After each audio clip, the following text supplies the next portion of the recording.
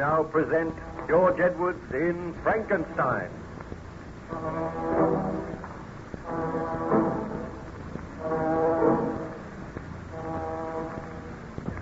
Baron Frankenstein is taking shelter in the good ship Voyager, where he is the guest of Captain Walton. While the Voyager was icebound, Frankenstein told the captain some of his tragic story. He told of the creation of the monster, of its escape and return.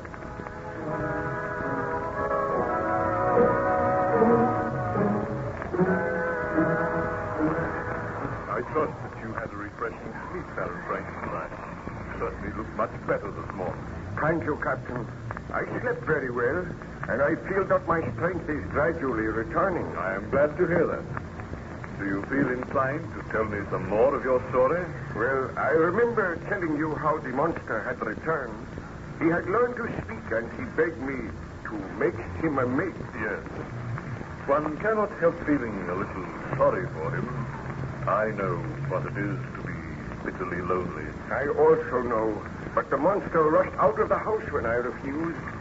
My wife and I discussed the matter.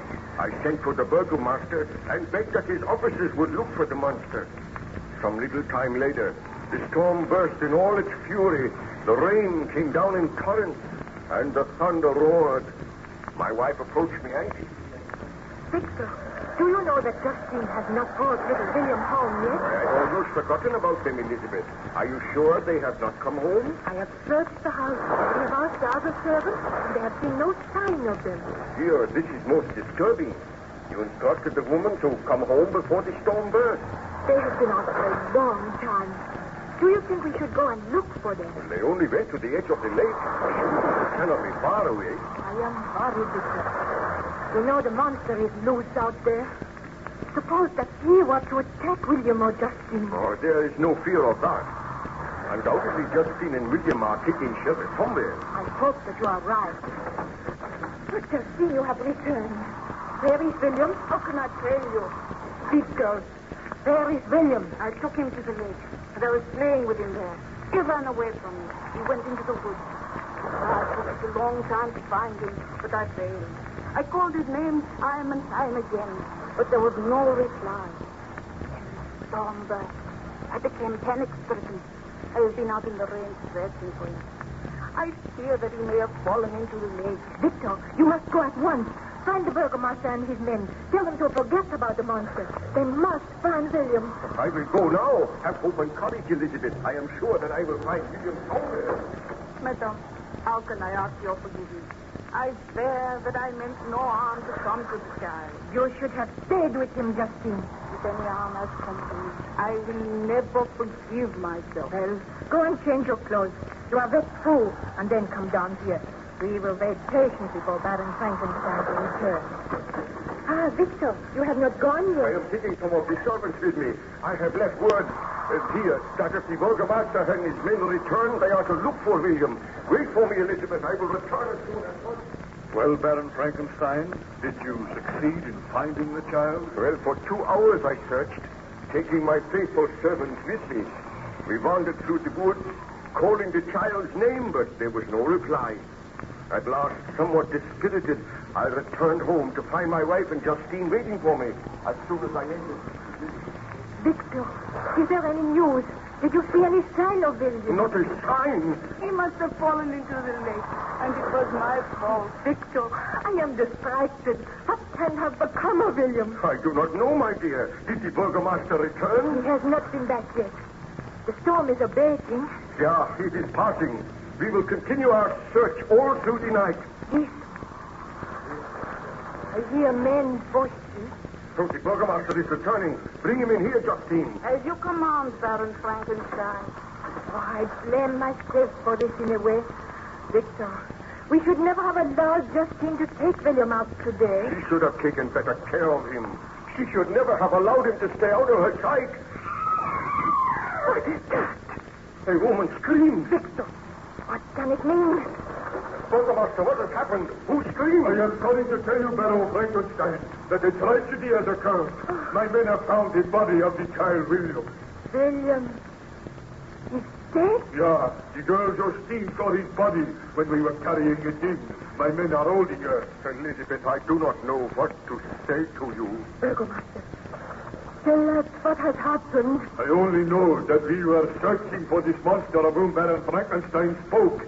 During the course of our search, we looked through some rushes on the edge of the lake, and there we found the body of the boy William. Oh. He was lying face downward in shallow water, and he was dead when we found him. Did you send for a doctor? Yeah, we did, but the doctor could not have helped in this case, Baron Frankenstein. Do you think the boy tripped and fell into the water? I think that he was pushed into the water. And I think Justine was responsible for the crime. Oh, no, you must not say that. You have been away, both of you. But it is common talk here that Justine disliked the boy. She was always scolding him, and she told people that he was a difficult child. And we think that in a fit of rage, she pushed him into the water. Oh, I do not think that is possible. Well, let us have the girl in here and question her now. But my wife is grief-stricken. She need not remain here. Let me go and look upon the body of William. I will send Justine to you. Very well, my dear. But do not distress yourself. Please go to your room and rest. I feel that I shall never be able to rest peacefully again. I will wait here with the burgomaster. Tell them to bring Justine in here. Very well, my dear. I know this is most distressing for you, Baron Frankenstein, but I have my duty to do. And if my suspicions are correct, then Justine will be arrested. Tell me this. Did you see any sign of the monster? Any huge footprints? Nein, we did not. The rain was coming down in torrents. No footprints would be left. Oh, bring Justine in here. Why have these men seized me? I have committed no crime. Hear me, girl.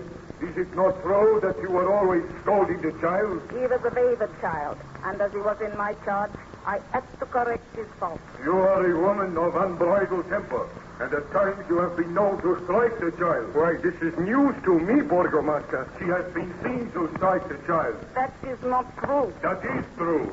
Will you admit that at times you have struck him? Yes, I have struck him, but merely because he deserved it. You had no right to do that. Hear me, Justine.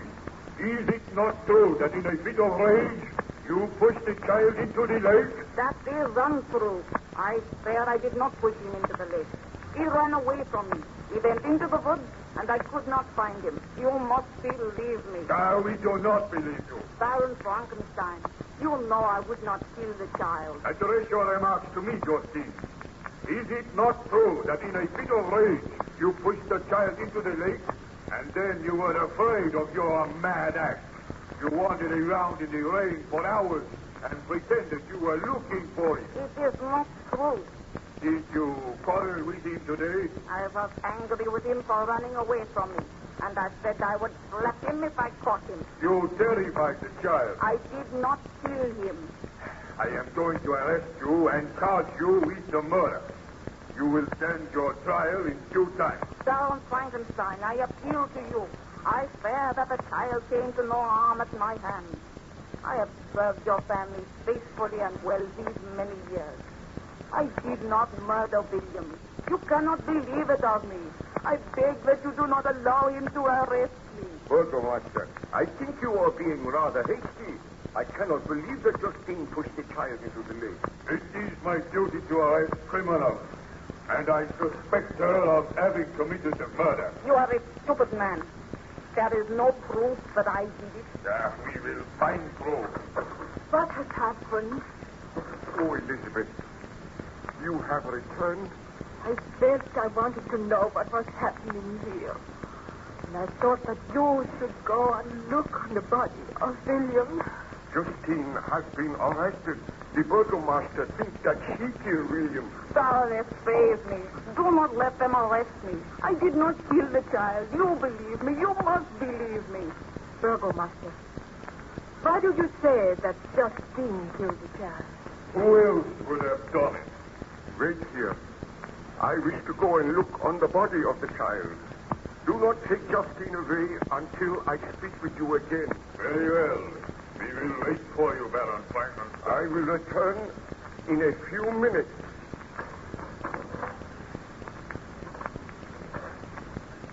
Now, Justine, care for you if you tell the truth. If you confess, then there may be a chance of saving your life. But if you persist in your denial and the court finds you guilty, then you will surely die. But I am not guilty. And I know the Baroness does not believe that I am guilty. Perhaps the Baroness is not aware that at times you struck the child. Is that true, Justine? I had to correct his fault. Never at any time did I strike him hard. Oh, you had no right to strike me. I go to my knees before you, Baroness. I swear I am innocent of this charge. Please help me. Enough of that, Justine. You shall receive a fair trial. But I am convinced that you are guilty. Wait, Burgomaster. This girl is not to be taken from the house. What ails you, Baron Frankenstein? She did not murder the child. What? How do you know? Did you not observe the marks upon the child's throat? He was strangled. The marks were the same as those upon the throat of my poor servant, Giulio. I am in reality the murderer of that child. The murderer. Baron Frankenstein, what tragedy you have faced. Well, even now, when I think of it, I feel that I loathe that devil. But I cannot die yet. Will you tell me some more of the story? Not now. Let me just rest for a while. Come to me later, and you shall hear further details of my tragic life.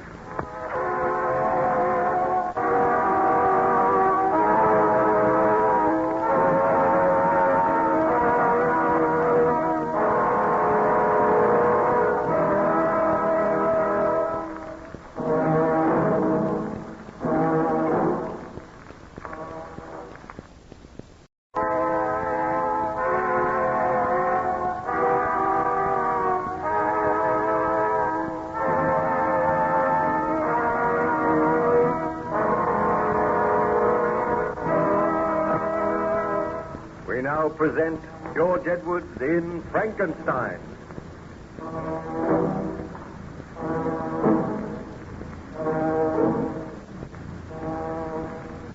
Baron Frankenstein passed away the tedious days on the good ship Voyager by relating his tragic experiences to Captain Walton. The Voyager was icebound somewhere near the North Pole, and day after day a howling blizzard raged. Captain Walton became worried, and the ice pack grew higher. He confided his worry to Baron Frankenstein.